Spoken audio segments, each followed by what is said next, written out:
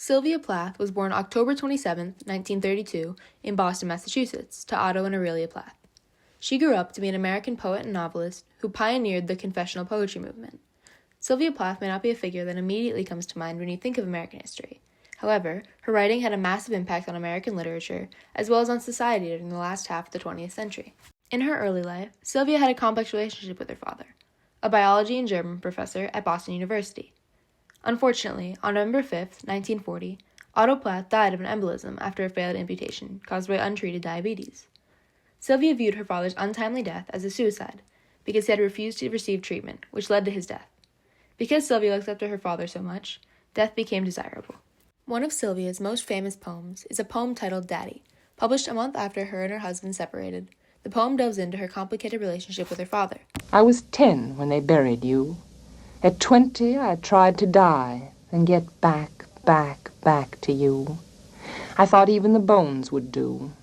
This refers to the suicide attempt she depicts in her novel, The Bell Jar. She goes on to say, But they pulled me out of the sack, and they stuck me together with glue. And then I knew what to do. I made a model of you, a man in black with a Mein Kampf look. Soon after her father's death, on August 10, 1941, Sylvia Plath published her first poem in the Boston Herald at only age 8. Throughout junior and senior high, Sylvia continued writing and editing for various school papers and literary magazines. In 1950, Sylvia was accepted as a scholarship student at Smith College, as well as publishing a poem in 17, and in the Christian Science Monitor. In August of 1950, Sylvia published another poem in 17, titled And Summer Will Not Come Again. Only a couple years later is when Sylvia's life would change. In 1952, she published a short story, Sunday at the Mittens, in Mademoiselle. Mademoiselle would later award her a position as a guest editor, and she spent a month in New York City. The same year, Sylvia became greatly disillusioned to life, returning home depressed in June of 1953. Her mother grew concerned with her odd behavior and took her to receive electroconvulsive shock treatment at the Valley Head Hospital in Carlisle, Massachusetts. On August 24, 1953, Sylvia Plath was reported missing. She remained missing for 48 hours until she was discovered semi-conscious under the porch of her family home with an empty jar of water and an almost empty bottle of sleeping tablets.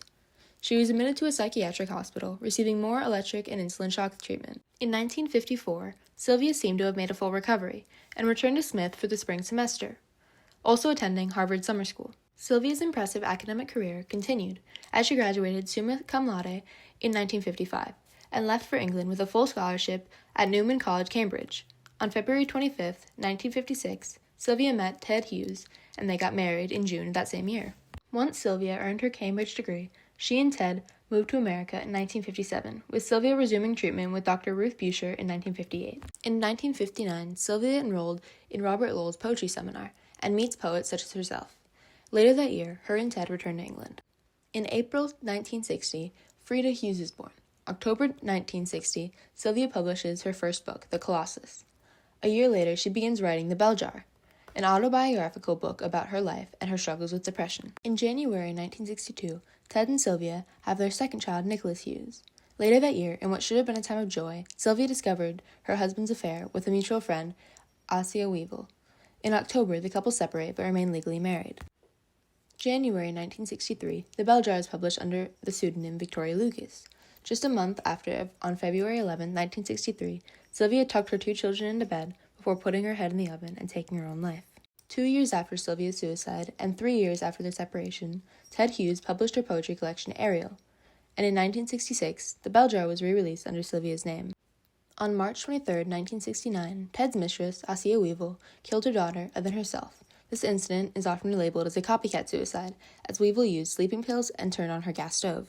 In 1981, Ted Hughes published the collected poems by Sylvia Plath of never-before-released poetry. This collection went on to win the 1982 Pulitzer Prize for Poetry, making Sylvia Plath the first person to win the award posthumously. Sylvia Plath is often credited with pioneering the confessional poetry movement. Confessional poetry was a literary movement of the 1950s and 60s, categorized by self-revealant and deeply personal poems. Confessional poetry removes the mask, which is exactly what Sylvia Plath does with her writing. She works against the mental health stigma and puts her experiences with depression and suicide so brutally and honestly. When Sylvia Plath died, many of her journals and letters were published. These private writings reveal even more about her struggles with mental health, as well as details of the abuse she suffered at the hands of her husband. Unfortunately, many of these works have all been lost, as when she passed, her husband got all of her belongings and chose to burn much of her unreleased writings. Sylvia Plath suffered many obstacles in her life, went through many hard times, and she lost her fight. But despite how short she lived, her writings will live on forever in America and in the world.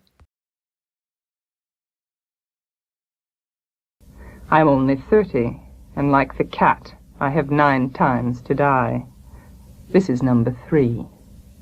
What a trash to annihilate each decade, what a million filaments.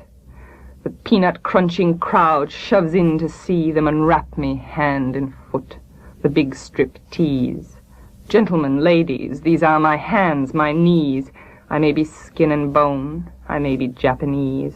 Nevertheless, I am the same identical woman. The first time it happened, I was 10. It was an accident. The second time I meant to last it out and not come back at all. I rocked shut as a seashell. They had to call and pick the worms off me like sticky pearls. Dying is an art, like everything else. I do it exceptionally well.